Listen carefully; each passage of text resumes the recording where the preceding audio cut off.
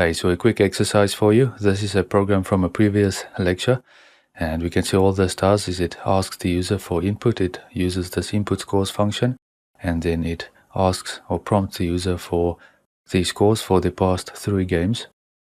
And then it is going to calculate or get the average score using this get average score function, and then it's going to print that out.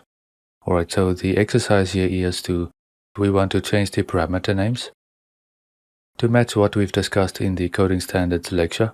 So in the input scores, we are getting something out, and then in the get average scores, we simply put something in, but we are passing by reference to const here.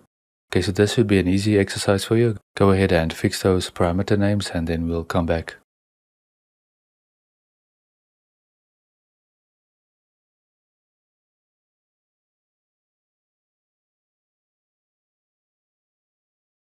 Alright, I'll just continue on here. For the input scores, we are getting something out.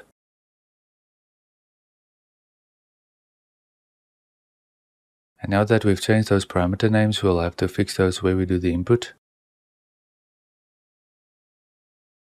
And then here where we get the average scores, all I'll do here is I'll use in instead of out.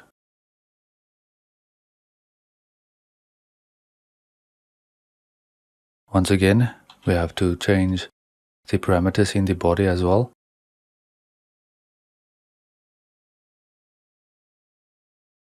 And of course you could have chosen different formal parameter names. I just use X, Y, and Z here for demonstration purposes, but you could use value 1, value 2, and so forth as well if you want, something like that. The point to this is this here takes in. It's not going to give us a value out because it's a reference to a constant, whereas this input scores will give us a value out. So it's going to modify the argument. So here where we have input scores, if the programmer does controls a spacebar, for example, to see the formal parameter list or what the arguments should be and what this function does, it's going to be easy for them to see that, okay, this does out. So it's a reference to an int, but you can also see with the parameter name that this is going to give us something out. Or in other words, that is going to modify the argument. Whereas with get average scores, this is not going to modify that. It's going to take it in, but it's not going to modify that. Thinking in terms of object-oriented programming with members, and also even with these functions, now we can use X and Y within the body of these functions without having to worry about some conflict with the parameter names.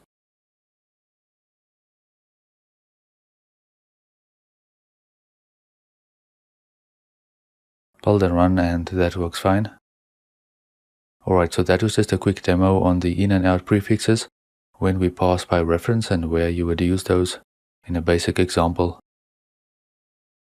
So here's a silly example with enumerations. We've had a similar example before using the E-terrain difficulty and E-game difficulty. I've modified this program slightly. In the main function we have bool, just some variable. I used bool here. Hard, I set that to true. We have a conflict with this hard and the E-game difficulty hard. It doesn't really matter with the enum class because that is scoped, but the local one in main, the local variable hard, will be seen locally, but the hard here from E-game difficulty will not be seen. So when we print here, you can think for a second what's going to happen. Well, I'm going to build and run, and we will get 1. Instead of 2, this should print 2, 0, 1, 2 here, right? So if I comment this line out, we should get 2 printed here. As you can see, and that's because it's going to now look outside to this scope here. So of course another way of fixing this is to fully qualify that name. Okay, you do E-game difficulty hard, build and run, and we get 2 now. But what we can also do is we can prefix the E, alright, so in that way you can avoid some of those conflicts. For the classic enumeration, we can prefix E. And I'll actually just remove these, we won't be using those. That is from a previous example. And then these can stay like this, Pascal case. Now I can do E hard instead of hard like that. pull the run, and we get 2. So as you can see, that is where some of those prefixes come in handy. I did not really talk about comments all that much in the coding standards lecture, but one example that I like to follow is to have a space.